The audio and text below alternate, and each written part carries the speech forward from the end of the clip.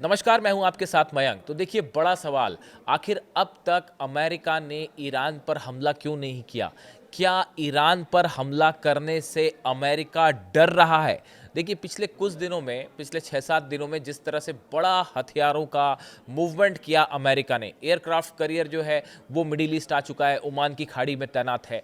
सिर्फ जॉर्डन की अगर एयरबेस की बात करें, जॉर्डन में 35 से ज़्यादा F-15 जेट्स पहुंच चुके हैं। डिफेंस सिस्टम जगह जगह लगा दिए गए हैं। लेकिन इसके बावजूद देखिए, कई सारी सबमरीन्स जो हैं अमेरिका की, वो मिडिल ईस्ट में हैं, ईरान के आसपास हैं। डिस्ट्रॉयर्स जो हैं, शिप्स जो हैं वो पहुंच रहे हैं। एयरक्राफ्ट कैरियर के अलावा रूजवेल्ट भी पहुंच गया है, जो एक और एयरक्राफ्ट कैरियर है। इन तमाम तैयारियों के बावजूद अब तक आखिर अमेरिका ने ईरान पर हमला क्यों नहीं किया? क्या इसके पीछे कोई डर है अमेरिका को? इसको हम समझने की कोशिश करेंगे। आज मेरे बड़े सारे दर्शक ये बार बार ये सवाल पूछ रहे हैं कि मयंक जी, ये बताइए, आखिर अमेरिका ने अब तक हमला क्यों नहीं किया? क्या डर सता रहा है अमेरिका को? 7 बड़ी वजह है, 7 बड़ी वजह। पहली बड़ी वजह हम मान के चलते हैं। देखिए, आनंद फानंद ने, अमेरिका ने अपना अब्राहम लिंकन जो एयरक्राफ्ट कैरियर है वो बुला लिया। साउथ चाइना सी में था, चीन के पास था, वहाँ से ट्रैवल करता हुआ वो ओमान की खाड़ी में आ गया, अब ईरान के पास है। लेकिन आ तो गया है, लेकिन अब अमेरिका को ये डर भी सता रहा है, जो एक्सपर्ट्स बता रहे हैं, कि अगर ईरान की तरफ से या ईरान के सहयोगियों की तरफ से बड़ा मिसाइल अटैक होता है अब्राहम लिंकन पर, अगर मान लीजिए एक साथ खूब सारी बैलिस्टिक मिसाइल्स फायर कर दी गई अब्राहम लिंकन को टारगेट करते हुए, जैसे कि धमकी ऑलरेडी ईरान की तरफ से आ चुकी है। ईरान के सेना के अधिकारियों ने ये वार्निंग दे दी है साफ साफ अमेरिका को कि देखिए, आपका एयरक्राफ्ट कैरियर जो है हमारी मिसाइलों के निशाने पर है, और अगर जरा भी हम पर हमले की कोशिश हुई तो सबसे पहला निशाना आपका एयरक्राफ्ट कैरियर होगा, अब्राहम लिंकन होगा। इसको लेकर बताया जाता है कि 100 से ज़्यादा, मैं पिछले वीडियो में भी बता चुका हूं आपको, 100 से ज़्यादा मिसाइल्स सिर्फ अब्राहम लिंकन को टारगेट करके तैनात कर दी गई है। देखिए, ऐसे में अमेरिका का ये डर स्वाभाविक है कि अगर ईरान पर हमला करते हैं और अगर ईरान ने एक साथ कई मिसाइल्स फायर कर दी अब्राहम लिंकन में के ऊपर, तो इब्राहिम लिंकन जो एयरक्राफ्ट कैरियर है उसकी सुरक्षा को बड़ा खतरा पहुंच जाएगा, बड़ा खतरा हो जाएगा उसको। और ऐसी स्थिति में अगर एक भी मिसाइल अब्राहम लिंकन पर गिर गई तो ये एक बड़ा सेटबैक होगा अमेरिका के लिए। इसीलिए इस ओमान की खाड़ी में अपने एयरक्राफ्ट कैरियर की सुरक्षा एक बड़ा चैलेंज है अमेरिका के लिए। बात नंबर 1। बात नंबर 2, अब ये मान के चल रहा है अमेरिका, जैसा कि डिफेंस एक्सपर्ट्स बताते हैं, अब ये अमेरिका मान के चल रहा है कि रशिया ने अपना S-400 एयर डिफेंस सिस्टम जो है वो ईरान को दे दिया है। पहले इस पर सवाल उठ रहे थे, लेकिन देखिए, जब से वो ICBM टेस्ट हुआ और रशिया ने अपना टेरिटरी एयर स्पेस जिस तरह से इस्तेमाल करने के लिए ईरान को दिया, और वो मिसाइल फायर होती है ईरान से और रशिया का एयर स्पेस क्रॉस करते हुए वो साइबेरिया में गिरी, उसके बाद ये बात साफ हो चुकी है कि रूस और ईरान के बीच बड़ा कोऑपरेशन चल रहा है। और अब ये मान के चल रहा है अमेरिका की S-400 तैनात हो चुका है। अब इससे क्या होगा? S-400 अगर ईरान के पास तैनात हो चुका है सब जगह, ऐसी सूरत में अमेरिका के फाइटर जेट्स, चाहे F-15 हो, चाहे F-16 हो, चाहे F-35 हो, ये सभी जेट्स जो हैं, इन पर अगर S-400 से हमला करता है ईरान, तो ये फाइटर जेट्स गिर भी सकते हैं, तबाह भी हो सकते हैं। और अगर एक भी फाइटर जेट गिरा अमेरिका का, तो ये अमेरिकन एयरफोर्स के लिए बड़ा झटका होगा। अमेरिका की बड़ी बदनामी हो सकती है कि भाई, आपका ईरान ने आपका फाइटर जेट डाउन करवा दिया।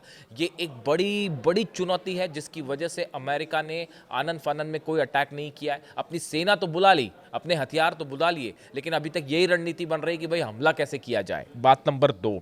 बात नंबर 3, देखिए, सऊदी की तरफ से और कतर की तरफ से, दोनों देशों की तरफ से ये बात कह दी गई है अमेरिका को कि आप हमारे बेसिस का इस्तेमाल मत कीजिए। लेकिन देखिए, हकीकत ये है कि अमेरिका के जो फाइटर जेट्स हैं वो इन देशों में पहुंच रहे हैं, लेकिन हो सकता है यहाँ से हमला ना करें, वो यहाँ पे आने के बाद दूसरी जगह मूव हो जा रहे हैं। जैसे कि हमने देखा, टाइफून, ब्रिटेन ने जो अपने जेट्स भेजे, वो जेट्स अल उदैद एयरबेस पर आए, लेकिन उसके बाद वो वहाँ से, जैसा बताया जाता है, कि जॉर्डन के लिए मूव कर गए। यानी ये दोनों देश जो हैं, कई अरब देश ऐसे हैं जो ये नहीं चाहते कि भाई ईरान की मिसाइल हम पर गिर जाए, ये एक बड़ी वजह है। तो ऐसी सूरत में वो ये दिखाना चाहते हैं कि भाई हम अमेरिका की हमने जो है वो हमले में मदद नहीं की और हमने अपना एयर स्पेस या अपने बेस का इस्तेमाल नहीं करने दिया। ऐसी सूरत में बिना सऊदी के, बिना कतर के, कुछ ऐसे जो देश है इनकी मदद के लंबा लड़ाई करना अमेरिका के लिए बहुत बड़ी चुनौती है।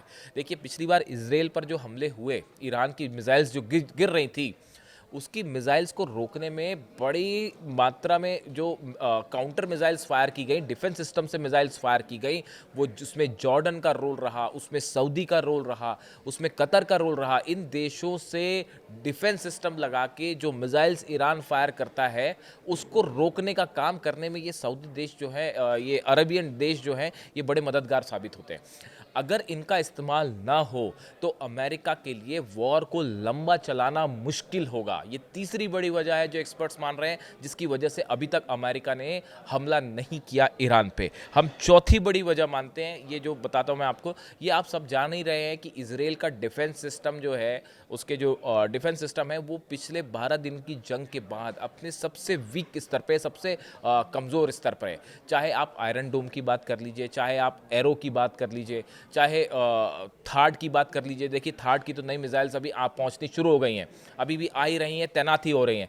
लेकिन इजराइल का डिफेंस सिस्टम पिछले कुछ सालों के मुकाबले सबसे ज़्यादा कमज़ोर स्तर पर है। इसीलिए हमले को लेकर इजराइल में भी जो इजराइल की सेना है, इजराइल की एयरफोर्स है, वो उतना ज़्यादा उत्सुक नहीं है और थोड़ा सा डिफेंसिव होकर चल रही है कि भाई कहीं हम पे अगर बड़ा मिसाइल, और जो होना तय है वो होना तय है, अगर आपने ईरान पर एक भी हमला किया उसका नतीजा होगा एक साथ जो है, हो सकता है इस बार तो 600-700 मिसाइल्स एक साथ फायर हो जाए इजराइल पर। क्या इजराइल का डिफेंस सिस्टम इसको रोक पाएगा? ये अपने आप में एक बड़ा सवाल है। ये चौथी वजह जिसके कारण अभी तक अमेरिका ने हमला नहीं किया। पांचवी बड़ी वजह देखिए, ईरान ने आईसीबीएम टेस्ट के जो दावे किए हैं, ये अपने आप में एक बहुत बड़ा डेवलपमेंट है। अगर ईरान के पास ऐसी मिसाइल है जैसा कि दावे हो रहे हैं, और जो टेस्ट किया उसने, और करीब 7000 किलोमीटर उस आईसीबीएम ने ईरान की जो है वो ट्रैवल करते हुए सटीक निशाने पे गिरी, वो साइबेरिया में, मतलब वो एयर स्पेस रूस का क्रॉस करते हुए निशाने पे गिरी है। ऐसी सूरत में अगर ईरान के पास 7000 किलोमीटर की रेंज की मिसाइल्स है, तो आप ये बात समझिए, ये यूरोप के लिए और कई देशों के लिए बड़ी चुनौती। और कहा तो ये भी जा रहा है कि 10,000 किलोमीटर से ज़्यादा है, यानी अमेरिका भी रेंज में है। अब आप समझिए इस बात को, अगर कभी ईरान ने आईसीबीएम अटैक किया तो वो एक मिसाइल फायर नहीं होगी, वो एक साथ कई आईसीबीएम्स फायर होंगी। ये स्ट्रैटेजी है ईरान की, और ये स्ट्रैटेजी होती ही है कि वो ऐसा नहीं होगा कि एक आईसीबीएम चली और उसको अमेरिका ने रोक दिया, एक साथ कई आईसीबीएम मिसाइल्स फायर कर सकता है ईरान। और उस सूरत हाल में एक बड़ी चुनौती होगा, इंटरकॉन्टिनेंटल बैलिस्टिक मिसाइल्स को रोकना एक बड़ी चुनौती है। अमेरिका के पास सिस्टम है उसे रोकने का, इसमें कोई शक नहीं है, लेकिन ईरान की मिसाइल्स भी बेहद खतरनाक है, ये सब पूरी दुनिया जानती है। और जब एक बार आईसीबीएम फायर हो जाती है तो जब तक वो रुक ना जाए तब तक कोई गारंटी नहीं होती, बड़े से बड़ा डिफेंस सिस्टम को भी वो फेल कर सकती है। और हमने देखा जिस तरह से इजराइल पर मिसाइल्स गिर रही थी ईरान की, वो तस्वीरें आपने देखी होगी, उनकी स्पीड जो थी, जो आखिरी के दिनों में सेजेल, खुर्रमशहर और फतेह 2 मिसाइल्स गिरी आखिरी के 4 दिनों में, उनकी गति देखिए आप, वो तो विजुअल्स हैं, आप उन विजुअल्स को देखिए कितनी स्पीड से गिर रही थी वो। तो उसको रोकना जो है हमेशा एक बड़ा चैलेंज रहेगा। यही वजह है कि अभी तक अमेरिका ने ईरान पर फौरी तौर पर हमला नहीं किया।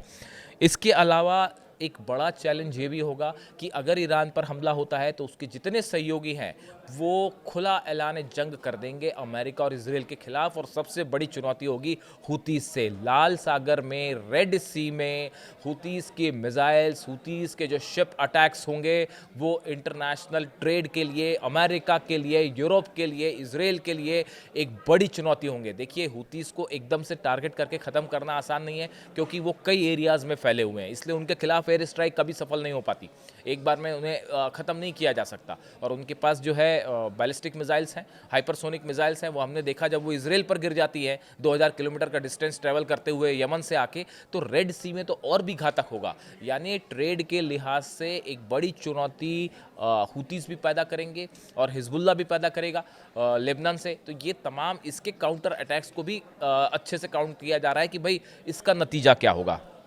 और देखिए सातवीं बड़ी वजह और सबसे बड़ी वजह, बताया ये जा रहा है कि अमेरिका और इजराइल के कुछ एक्सपर्ट्स ने ट्रंप एडमिनिस्ट्रेशन को ये सलाह दी है कि देखिए अगर आप हमला करते भी हैं तो भी अली खामनेई साहब को सत्ता से हटाना नामुमकिन है। उनको सत्ता से हटाने की जो कोशिश थी, जो ये प्रदर्शन हो रहे थे, जैसा कि ईरान ने आरोप लगाया कि इजराइल की तरफ से फंडिंग हो रही है, अमेरिका की तरफ से फंडिंग हो रही है, विदेशी ताकतें इसको फंड कर रही हैं, इन सब कोशिशों के बावजूद अली खामनेई साहब को सत्ता से हटाने का जो षड्यंत्र था, जो प्लान था, वो पूरी तरह से फेल हो गया है। और अगर आप हमला करते हैं, कई सारे एक्सपर्ट्स का ये मानना है, तो उसके बाद भी आप वहाँ पे सत्ता रिजीम चेंज नहीं कर पाएंगे और ऐसे में अमेरिका के हमले का मेन मकसद जो है वही फेल हो जाएगा। ये बड़ी 7 वजह हैं जिसको लेकर अब तक आप देखिए इतनी बड़ी संख्या में इराक वॉर के बाद और अफगानिस्तान वॉर के बाद इतनी बड़ी संख्या में सेना का मूवमेंट हुआ है। 50,000 से ज़्यादा नए सोल्जर्स भेजे गए हैं, एयरक्राफ्ट कैरियर आ गए हैं, डिस्ट्रॉयर्स पहुंच चुके हैं, सबमरीन्स पहुंच चुके हैं, फाइटर जेट्स पहुंच चुके हैं। लेकिन उसके बाद भी अभी तक अमेरिका ने हमला क्यों नहीं किया? कोई दूसरा देश होता तो अब तक कर चुका होता। लेकिन ईरान है सामने, वेनेजुएला समझने की कोशिश करना भारी पड़ सकता है अमेरिका को।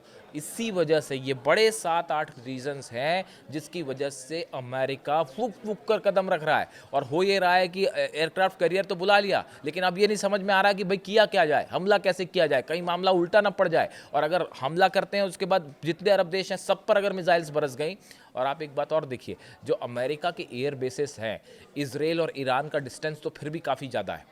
उसमें तो मिसाइल्स ट्रैवल 1800 से 2000 किलोमीटर मिसाइल ट्रैवल करके आ रही हैं। लेकिन जो एयर बेसेस हैं अमेरिका के, चाहे जॉर्डन में हो, चाहे कतर में हो, सऊदी में हो, कुवैत में हो, सीरिया में हो, इन बेसिस को निशाना बनाना ईरान के लिए ज़्यादा आसान है। डिस्टेंस भी कम है और एक्यूरेट मिसाइल्स भी हैं, क्रूज मिसाइल्स भी हैं, बैलिस्टिक मिसाइल्स भी हैं। तो इस सब के सब बेसिस उसमें रहेंगे, टारगेट पे रहेंगे। और एक साथ अगर सब पे हमला हो गया तो डिफेंस सिस्टम को रोकना बहुत मुश्किल हो जाएगा। अमेरिका के डिफेंस सिस्टम को के लिए इस ईरान की मिसाइल्स को रोकना मुश्किल होगा। ये बड़ी 7-8 वजह हैं जिसके कारण अब तक अमेरिका ने ईरान पर हमला नहीं किया है और ईरान भारी पड़ता दिखाई दे रहा है। आपकी क्या राय है? कमेंट करके बताइए। इससे जुड़ा जो भी अपडेट होगा मैं आज तक पहुँचाऊँगा, आप तक पहुँचाऊँगा। Thank you so much.